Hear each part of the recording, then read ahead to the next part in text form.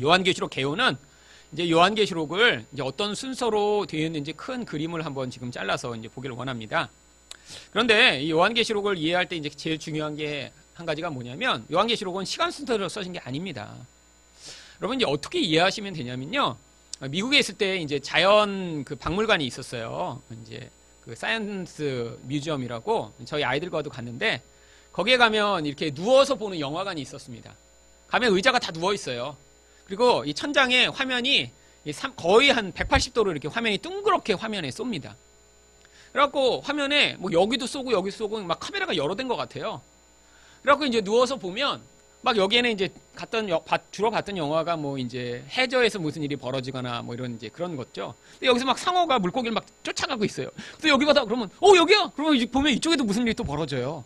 여러 곳에서 동시다발적으로, 그러니까 이제 영화는 한 군데서 하나만 이렇게 보여주니까 집중하는데, 이건 이제 누워서 자기가 보고 싶은데 보는 거예요.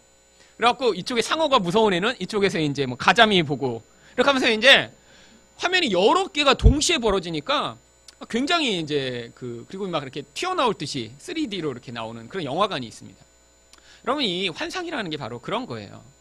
여러분 이 영적 세계라는 건요, 시간이 흘러가지 않는 것을 영적 세계라고 부릅니다. 이 시간과 공간이라는 건요, 이 물질 세계를 구성하는 가장 기초적인 그 틀이에요. 시간과 공간이 없어지면 이 물질 세계는 더 이상 존재하지 않습니다. 사실 눈에 보이는 이 세계가 존재할 수 있는 거는 시간과 공간 때문이에요. 그런데 이 영적이라고 하는 그 말 자체가 이 시간과 공간의 흐름을 뛰어넘는다라는 그런 얘기거든요. 다른 말로 그래서 우리가 초월이라고도 부르는 것입니다.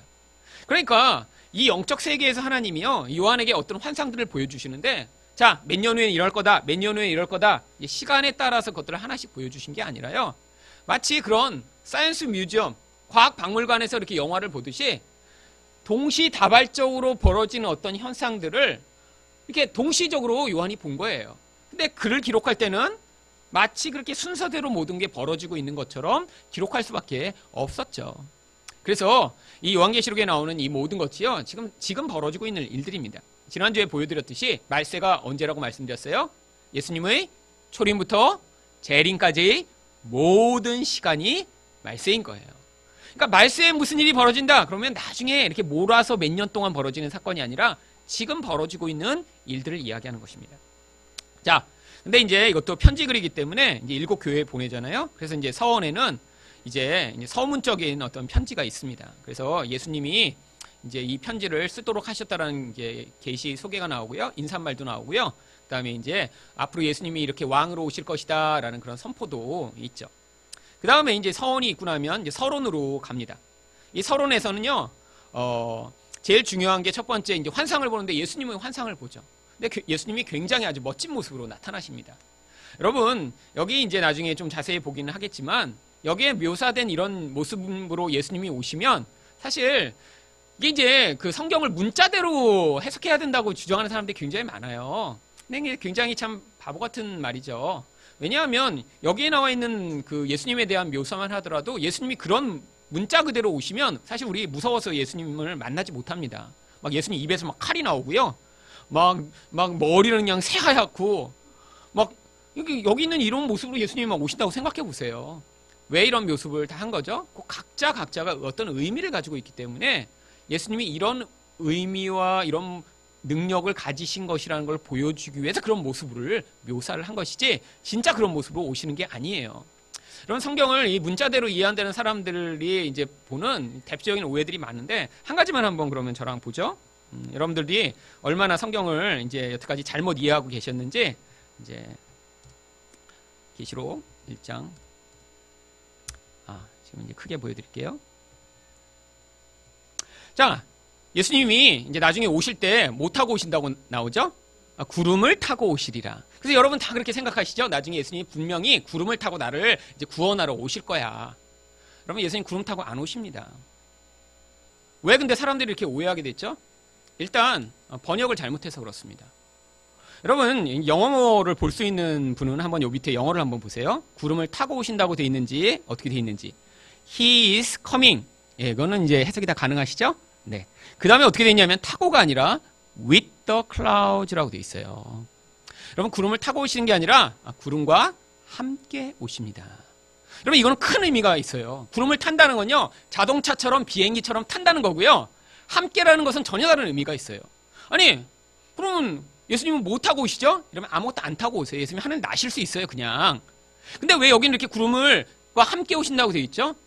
구름이 가지는 원래의 어떤 의미가 있기 때문에 그 의미를 여기서 이해하라고 이렇게 해놓은 것입니다. 여러분, 구름이 원래 어떤 의미인지 구약 성경 우리가 한번 같이 찾아보죠. 구약에서 구름을 한번 찾아보면 엄청나게 많은 구름이 나옵니다. 그런데 가장 대표적인 몇 구절만 찾아볼게요. 구름이 어떤 의미인지. 자, 구름을 여기 성경에 많이 나오는데 그 의미가, 자, 출애굽기 24장 16절 한번 읽어볼게요. 시작.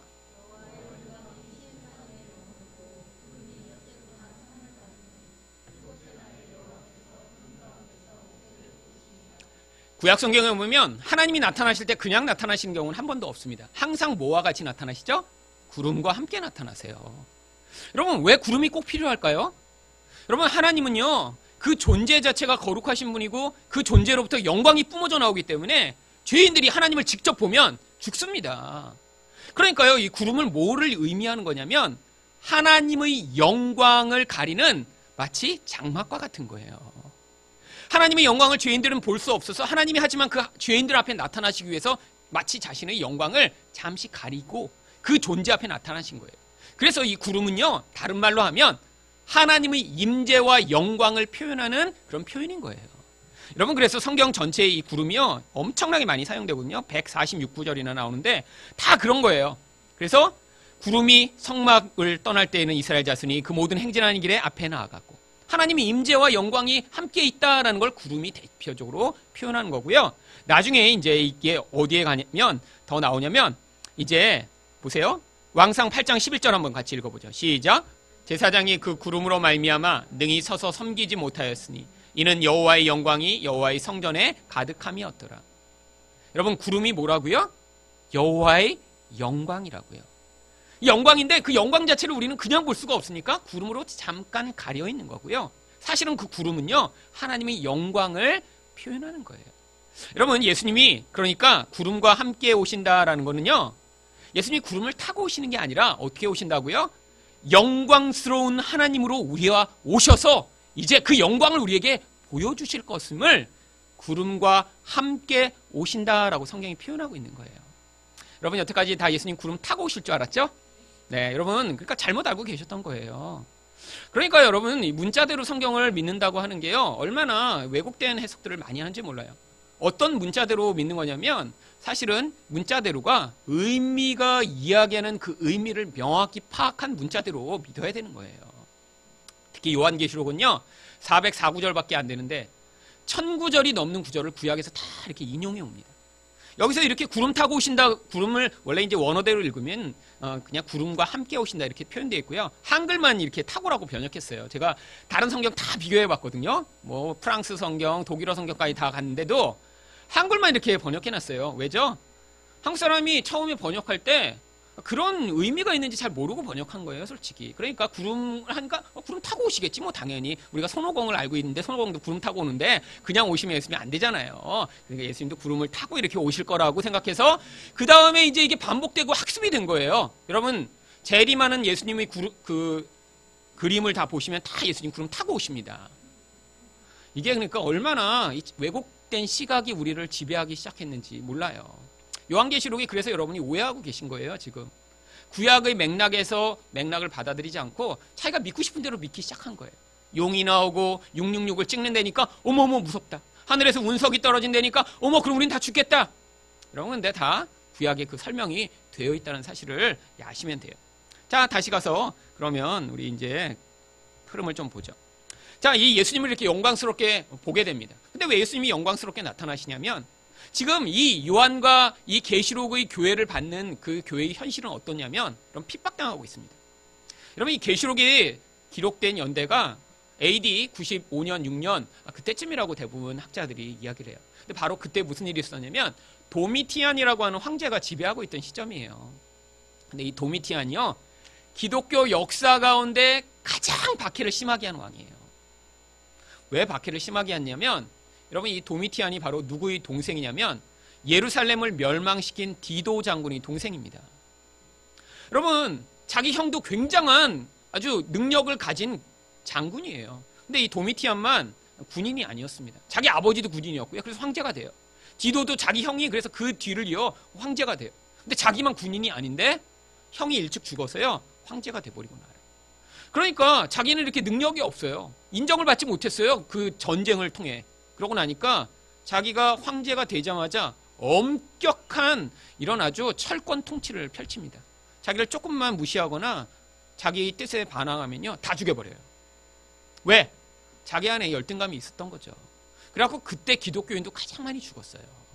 여러분, 이렇게 박해받고 있는 이런 현실, 왕을 섬기지 않겠다고 하면 바로 이렇게 죽여버리거나 바로 귀양 보내는 이런 현실 가운데 예수님이 아니야, 그 도미티안의 진짜 황제가 아니라 내가 온 세상을 다스리는 하나님이야 라는 것을 이렇게 영광스러운 모습으로 나타나셔서 보여주신 거예요.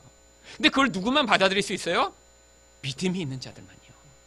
현실은 도미티안이 지배해요. 나를 하나님이라고 부르라고 동전에도 그렇게 썼어요. 내가 주요 하나님이다. 이렇게 도미티안이 그 동전에 아예서서 그 동전을 사람들이 사용하도록 만들었어요. 그런데 그 현실 속에서 믿음이 있는 자만 예수님을 주님이요 하나님으로 부를 수 있는 거예요. 그래서 이렇게 믿음을 가지라고 예수님이 이렇게 멋진 모습으로 나타나신 거예요. 자, 그리고 편지들을 보내라고 명령하십니다. 거기 나와 있는 이 7가지 교회. 여러분, 성경에서 7은요 대표하는 숫자입니다. 모든 것을 대표하는 숫자이니까 이 숫자를 통해 뭘 알 수 있냐면, 아, 하나님이 모든 교회를 향해 우리에게 메시지를 주시는구나 라는 것들을 알 수 있는 거예요. 그래서 여기 이제 7교회가 7교회만이 아니라 당시 소아시아에는요 교회들이 훨씬 더 많이 있었습니다. 근데 특별히 이 7교회는 나중에 이제 보시겠지만 이제 이 로마가 여러분 이제 그 아주 도로를 잘 닦았잖아요. 그래서 여러분 속담 아시죠? 모든 길은 로마로 통한다. 이게 로마가 이렇게 길을 잘 닦은 이유가 이 군사가 어떤 지역에서 문제가 생긴다 그러면 이 군인을 빨리 파견하기 위해서 이렇게 다 도로를 만든 거예요. 근데 그러니까 상업도 발전하고요. 또 치안도 잘 유지되고요. 그리고 특별히 우편도 옛날보다 훨씬 더 많이 발전하기 시작했습니다. 지금이야 이렇게 뭐 그냥 카톡으로 바로 날리고 그러죠. 옛날에는 심지어는 황제가 죽었다, 새로운 황제가 이렇게 취임했다 이런 것도요. 1년 지나도 모르는 사람도 굉장히 많았어요. 그래서 동전에다가 새로운 황제가 나올 때마다 새로운 동전을 만든 거예요. 돈은 늘 쓰거든요. 어머? 황제 바뀌었나 봐. 새 동전이다. 그러면 그제서야 아는 거예요. 돈을 쓰면서. 그 정도로 이렇게 됐는데 로마가 길을 닦으면서 편지도 훨씬 더 빨리 돌기 시작했죠. 그래서 이 편지도 이 7개 교회가 바로 우편로가 지나가는 그 통로에 딱 있어요. 한 교회에 이걸 보내면 다음 교회에 보내고 다음 교회에 보내고 빨리빨리 이 편지가 모든 교회를 도울 수 있도록 7교회를 선택해서 말씀하셨는데 이 7교회에 나타나는 여러 가지 모습들이 사실 모든 교회가 늘 경험하고 있는 그런 현실과 상황을 이 안에 꼭 구체적인 모습 안에 담아 표현하고 있는 것입니다. 나중에 아마 자세히 보시게 될 거고요. 자, 그리고 나면 이제 본론이 4장부터 16장까지가 본론입니다. 아주 길게. 이 본론 가운데 이제 환상이 제가 말씀드렸지만 여러 환상을 보는 거고요. 시간 순서에 관계없다고 말씀드렸어요. 자, 첫 번째 나오는 환상은요. 바로 4장, 5장에 나오는 환상인데 이 환상에는 갑자기 이 요한이요. 하늘을 보게 됩니다. 그래서 열린 문이라고 하는 하늘이 열리면서요. 거기서 하나님의 보좌와 그 안에 있는 예배하는 천군 천사를 보게 돼요. 바로 이 4장, 5장에 나오는 이게요. 이제 여기서 주로 이제 잘못 해석한 게 이제 시간 순서대로 해석하다 보니까 갑자기 이렇게 하늘이 열리면서 천군 천사가 나오니까 그때 사람들이 어떻게 해석하냐면 바로 요 전에 3장 마지막에서 4장 시작할 때 휴거가 일어나서 하나님 백성이 그때 휴거되고 이 땅에 그때부터 환란이 임한다 이렇게 해석하게 된 이유가 된 거예요. 그렇지 않습니다. 그냥 이 땅의 교회, 우리는 이 땅에서 박해받고 유혹받고 살아가지만 우리 본질 안에 있는 하늘의 교회는 이미 하늘에 올라가서 하나님을 예배하고 있는 거예요. 그 증거가 뭐냐면 바로 이 4장 5장에 24장로가 나옵니다. 여러분, 성경에 나오는 이 숫자가 특별히 요한계시록에서는 아주 중요하다고 말씀드렸죠. 24라는 숫자도 그래요. 여러분, 이 24가 뭐 딴 데서는 안 나오는데 이제 10이라는 숫자는 아주 반복됩니다. 자, 10이라는 숫자는 뭐와 뭐의 곱이죠? 3 곱하기 4예요. 자, 네, 이거 맞습니다. 이거 지금 오해를 하지 말고 이게 이제 평소에 열심히 공부하셔야 되는 게 나중에 계속 이 성경을 잘 알려도 이 숫자가 꼭 필요해요. 자, 이 3은 어떤 숫자라고 말씀드렸죠? 하나님의 숫자라고 말씀드렸어요. 왜? 3위 하나님. 이 안에 항상 담겨 있죠. 4는 어떤 의미라고 말씀드렸어요? 동서남북을 의미하는 전체, 전부를 의미하는 모든 세상을 의미하는 단어예요. 자, 왜 12가 그래서 하나님의 숫자가, 하나님의 백성의 숫자가 됐냐면, 하나님의 백성들이 온 세상에 충만하다 그런 뜻으로 12가 바로 하나님의 백성의 숫자로 요한계시록에서 사용되게 된 거예요.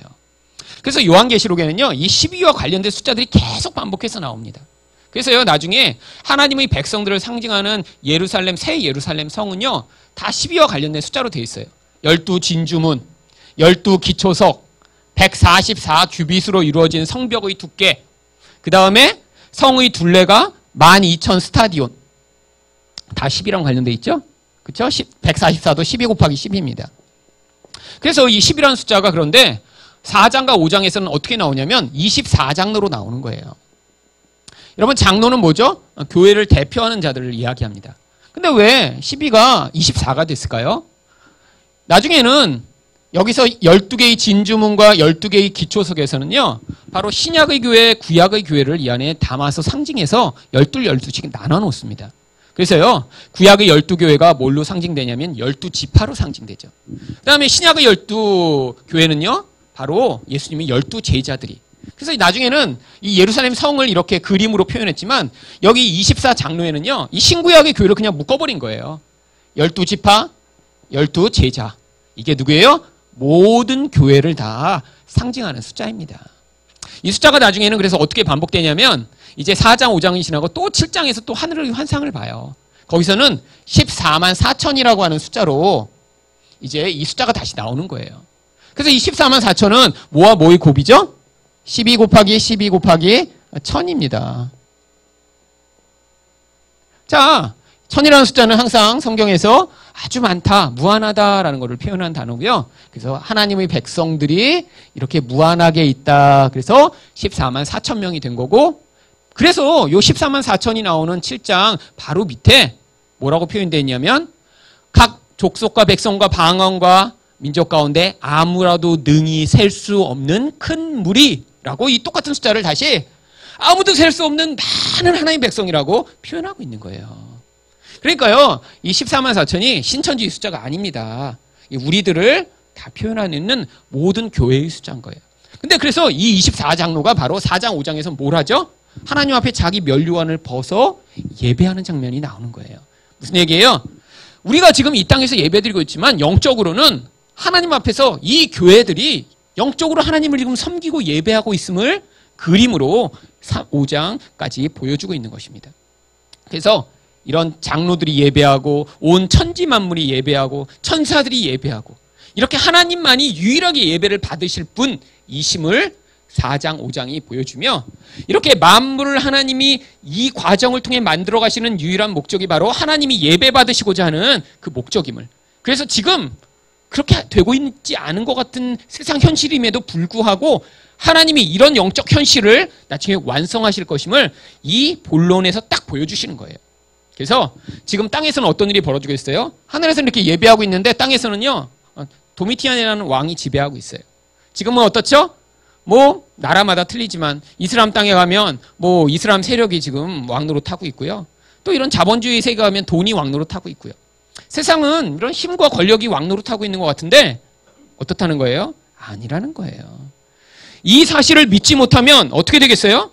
살면서 끊임없이 닥치는 그 유혹과 핍박 아래 결국 참된 왕을 버리고 가짜 왕을 섬기게 되는 거예요. 미리 그걸 보라고 하늘의 그림으로 보여주신 것입니다. 자, 그래서 4장, 5장이 끝나면요, 이때부터 뭐가 시작되냐면 7인의 심판이 시작이 됩니다. 자, 이 7인, 여러분 여기 나와 있는 이 인 심판, 그 다음에 나팔 심판, 또 대접 심판, 이런 이제 심판들이 나오는데, 이 심판도 사실 7 곱하기 4의 구조로 이루어지고 있어요.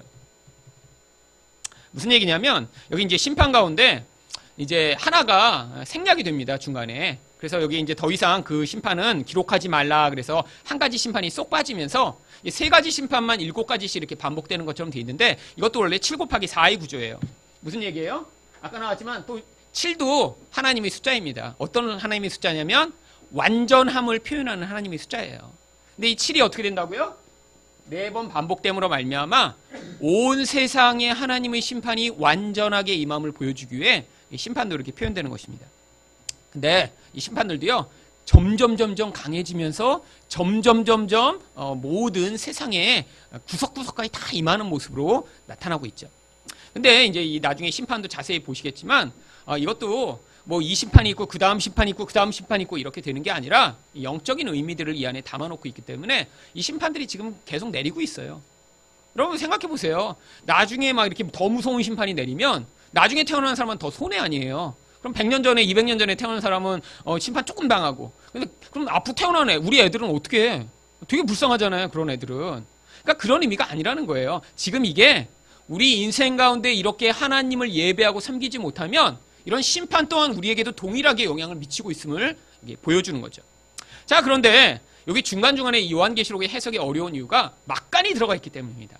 이 막간이 뭐냐면 이게 어떤 흐름이 있다가 중간에 이런 환상을 하나를 설명하고 있는데 그 환상이 끝나기 전에 다른 환상을 거기에 싹 끼워 넣는 거예요. 그래서 이게 순서대로 해석이 잘 안 됩니다. 대표적인 게 바로 7장이에요. 인의 심판이 지금 되고 있는데 7번째 인의 심판이 안 됐어요. 여러분 순서를 보세요. 4가지 인의 심판이 6장 1절에서 8절까지 설명이 되고, 그 다음 나머지 3개의 인의 심판이 나오는 게 아니라 2개의 인의 심판이 나왔는데 마지막에 어떻게 되죠? 갑자기 하나님의 백성의 인침과 그 하나님을 예배하는 자들에 대한 이야기가 7장에 쏙 삽입이 됩니다. 그 다음에 마지막 인심판이 어디 나오죠? 8장 1절에 잠깐 언급되면서 나오니까 사실은 그러니까 6가지 인의 심판이 나온 다음에 막간의 7장이 들어가고 8장 1절에 또 인의 심판이 하나 포함된 거죠. 그러니까 이게 순서대로가 아닌 거예요. 그래서 이제 여기 어렵고요. 그 다음에 7가지 나팔 심판도 한번 보세요.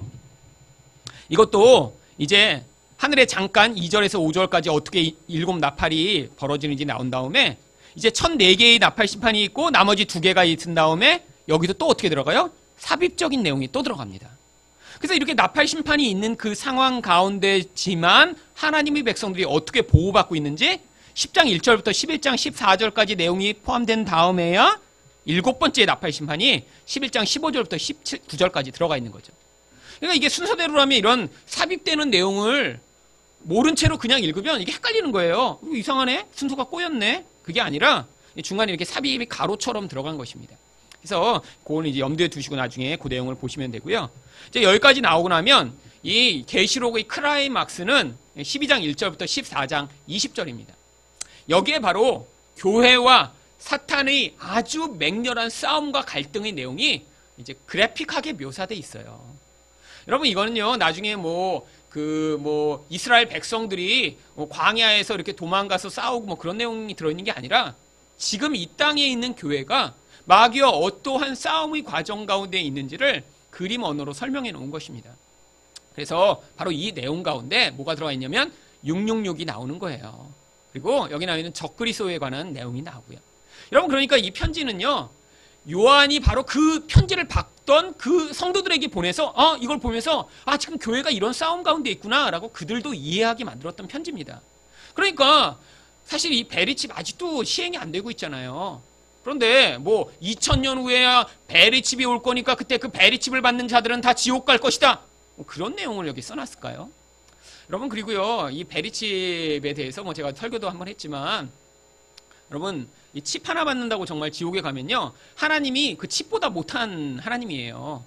하나님이 칩 받았다고 구원을 못 하신다면 그럼 예수님이 능력이 없는 거 아니에요?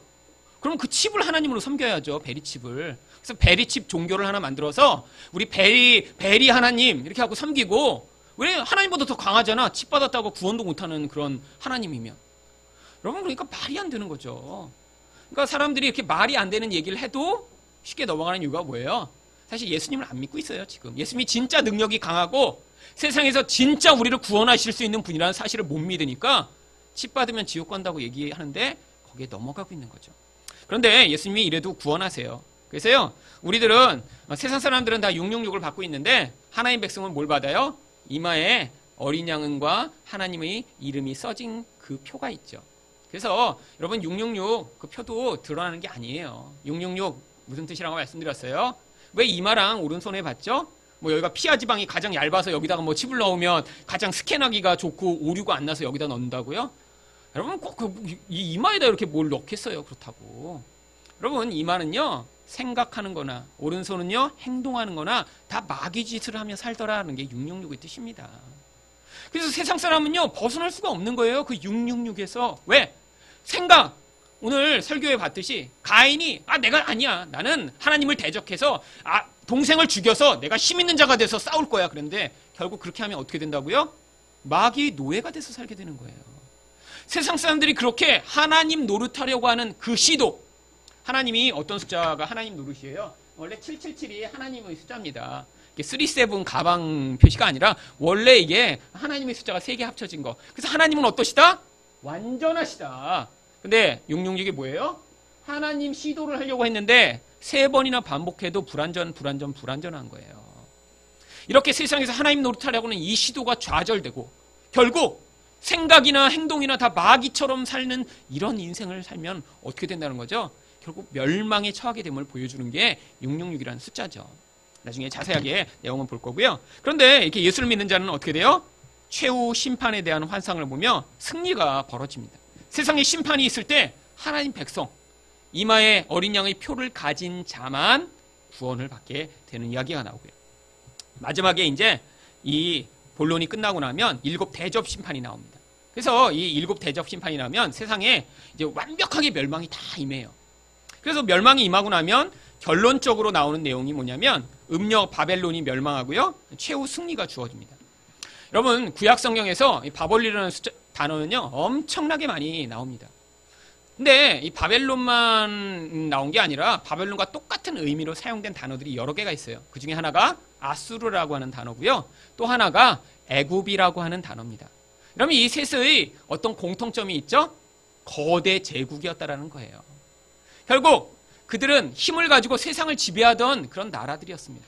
그런데 그들이 상징하는 건요. 특별히 이 애굽은 무엇을 상징하냐면 하나님의 백성을 노예처럼 사로잡아 그런 영적 힘으로 그들을 붙잡아 지옥으로 끌고 가려고 하는 그런 세상과 마귀 세력을 상징하죠. 그래서 바로가 마귀 같은 역할로 자꾸 등장하는 거예요.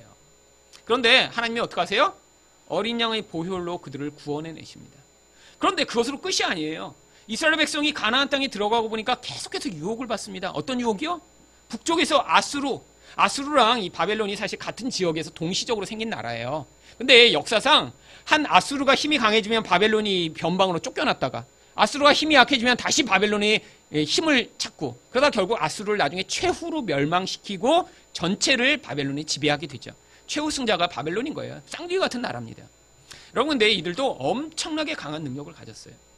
그래갖고 이들이 계속 침공을 하니까 이스라엘 백성들이 불안한 거예요. 왜죠? 우리도 힘이 있으면 이렇게 불안하고 힘들게 살지 않을 텐데 어떻게 되죠? 계속해서 그래서요. 바벨론이 힘이 강해질 때는 애굽에 가서 우리 도와주세요. 우리를 붙잡아 주세요. 우리에게 군사를 보내주세요.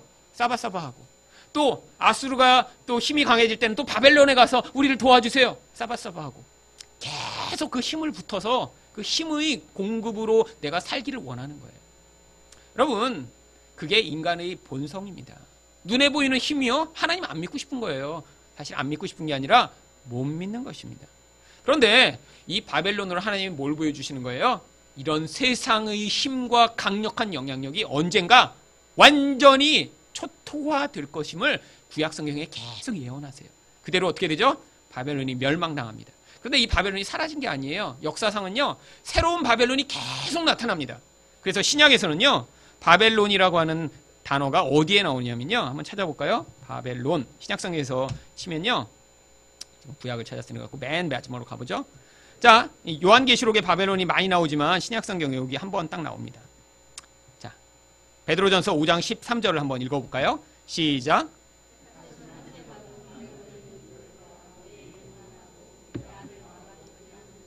네, 베드로가 편지를 보내면서 내가 지금 바벨론에 있다라고 얘기해요.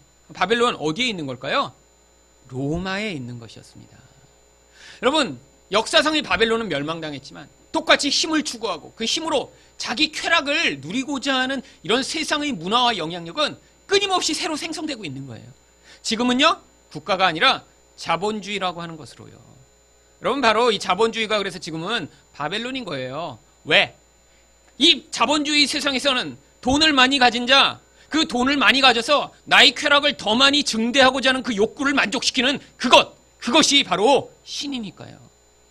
여러분 그래서 교회 다니는 사람도 끊임없이 힘에 대한 유혹과 그 힘에 대한 동경을 하게 되는 거예요. 왜?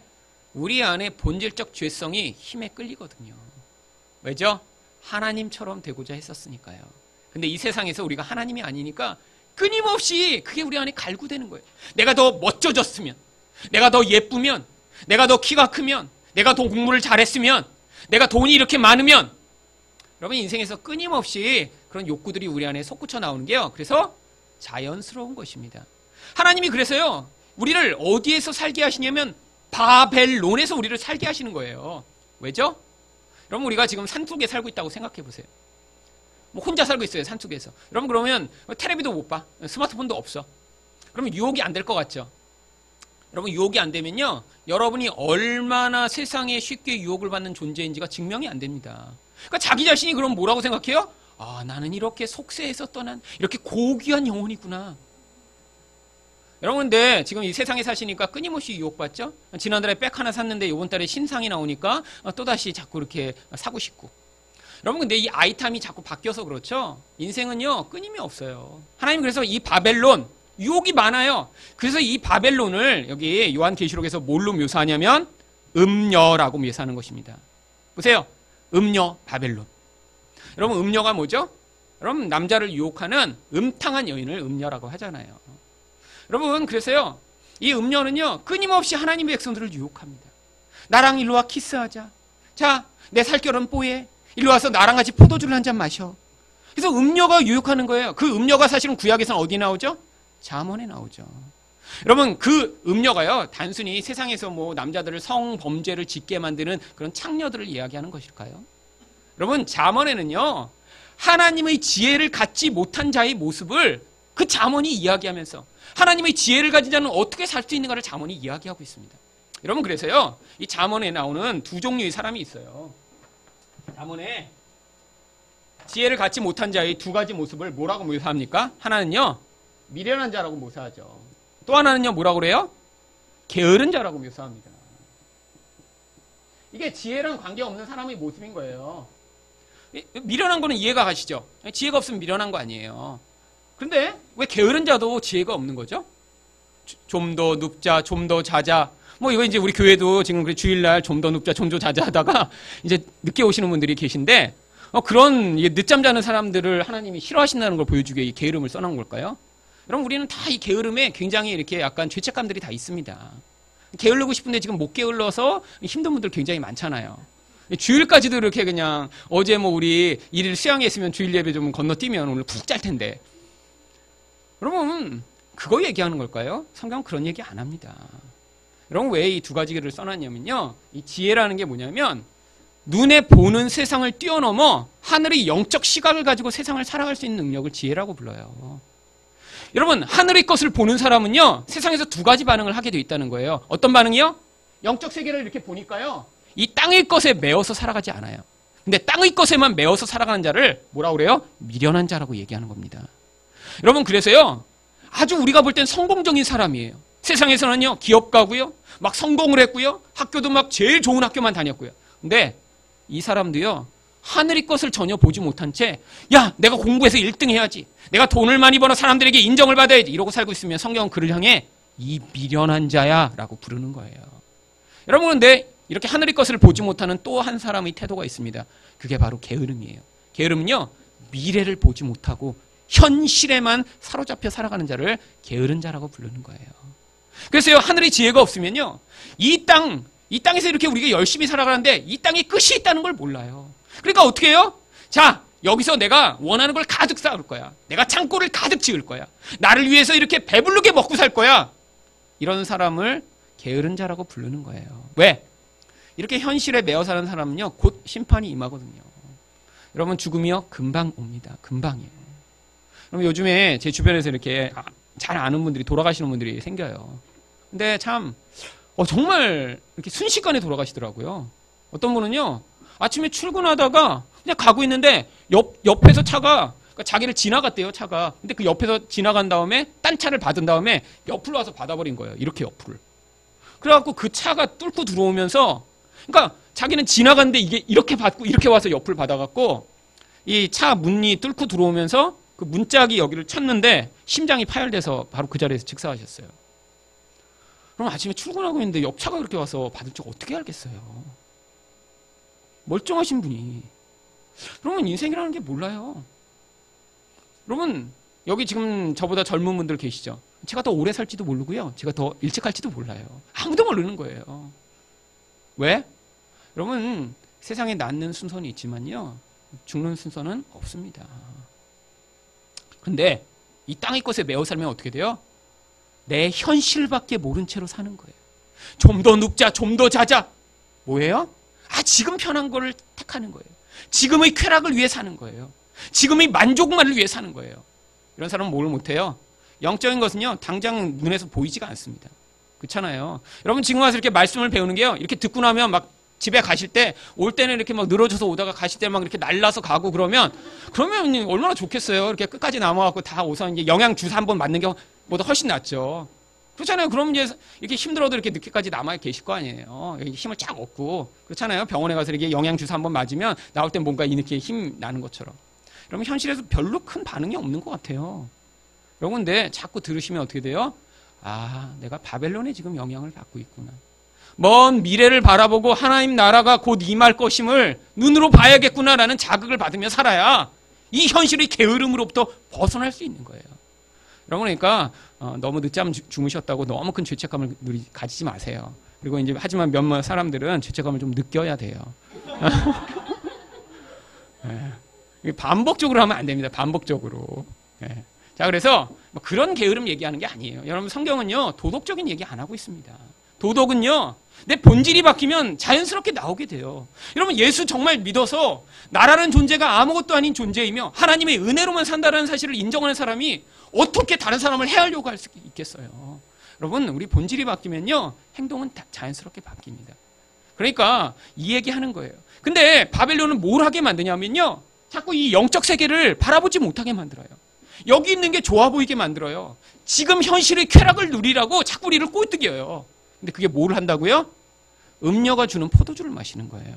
마시면 취합니다. 취하면 분별을 못하게 돼요. 분별을 못하면 자꾸 악한 것을 선택하며 자기를 파괴하고 남을 파괴하는 인생을 살게 되죠. 그런데 하나님이요 뭐라고 그러세요? 이 바벨론이 반드시 멸망할 거래요. 근데 왜 지금 안 멸망시키시죠? 하나님 백성 거기 살게 하셔서요 우리 안에 이 바벨론의 음료의 영향력을 받는 창녀와 같은 영향력이 존재하고 있음을 깨닫게 하시는 거예요. 여러분 세상에 살면서 얼마나 유혹을 많이 받으세요. 저도 끊임없이 유혹받습니다. 물론 이제 지금은 그 유혹이 그래도 많이 떠나갔어요. 저도 옛날에 로또도 사본 적 있고요. 오래된 일입니다. 20년 전에. 일찍 깨달았어요. 여러분 저도 큰 집에 살고 싶었고요. 저도 좋은 차 사고 싶었어요. 사실 제가 20대 초반에 갖고 싶은 차 있습니다. 지금 근데 그런 게 아무것도 아니라는 걸 이제 점점 제 본질 안에서 깨달아가는 과정으로 여기까지 오게 된 거죠. 그러니까 뭐가 주어져요? 불만족이 사라집니다.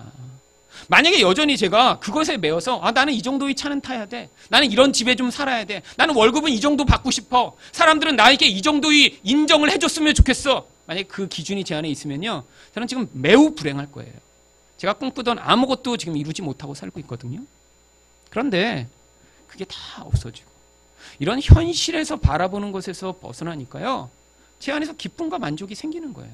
제가 행복해지니까 저랑 만나는 사람이 훨씬 더 행복하죠. 그렇죠? 일단은 제 가장 가까운 사람이 저 때문에 불행해지면 안 되잖아요. 그러니까 여러분 이 포도주를 이 음료가 주는 거를 자꾸 마셨더라도 나중에 그게 쓰게 느껴져야 돼요. 쓰게. 여러분 사실 이 술, 담배 끊는 것도요. 많은 사람들이 이렇게 노력해서 잘 못 끊는다고 그러더라고요. 근데 어떤 때 끊냐면 이게 갑자기 막 쓰게 느껴진대요. 막 그 끊는 분들 얘기 들으면 이렇게 막 은혜를 받고 그러고 이제 술을 또 그래서 땡겨서 가서 한 판 했는데 막 사약처럼 갑자기 느껴지는 거예요. 옛날에 막 넣으면 꼬닥꼬닥 그냥 잘 넘어가는 막 정말 이렇게 그냥 꿀물 같았는데 그 다음에는 막 먹는데 막 못 먹겠고 막 그런 거예요. 담배도 막 쭉 막 참잖아요. 예수 처음 믿은 분들 이렇게 그냥 막 하다가 이제 몰래 가서 쭉 피면 그냥 막 그랬는데 이 끊는 분들은 어때요? 이렇게 몰래 폈는데 막 기침하면서 왜 이러지? 근데 갑자기 이렇게 변하는 거예요. 여러분, 음료의 유혹이 그렇습니다. 옛날엔 너무 좋았어요, 사실. 그래서 몰래 했어요, 다. 겉으로는 아닌, 나는 그냥 하나님만 바라는 그냥 성도인 양 했는데 속으로는 그냥 집에 그냥 백 30개 쌓아놓고 있고 그냥 구두는 20개 그냥 이렇게 하고 그냥 몰래 해놓고 그냥 내 구두 못 사면 그냥 애 신발. 여러분, 어느 집에 신방 같더니요 5살밖에 안 된 애 신발이 50켤레가 넘어요. 물론 엄마는 그러겠죠.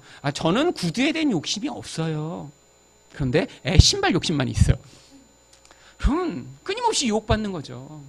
여러분, 애 키우는 엄마들이요 얼마나 요즘은 유혹이 심해집니까? 여러분, 길거리 막 300만 원짜리 이런 유모차 몰고 다니는 엄마들 있잖아요.